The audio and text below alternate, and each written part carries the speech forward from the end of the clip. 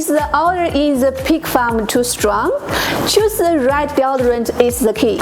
Ammonia is an irritating gas, not only harms the respiratory tract of pigs, easily causing diseases, inhibiting growth and immunity, but also poses healthy risks such as dizziness, cough, AP to breathing personnel. Long-term exposure may lead to occupational diseases. Proper use of deodorant in pig farms can remove more than 90% of ammonia and hydrogen sulfide, especially during the operation of water curtain cooling system. The odor intensifies, affecting the health of workers and the surrounding environment. When selecting deodorant for pig farm odors, follow this factor.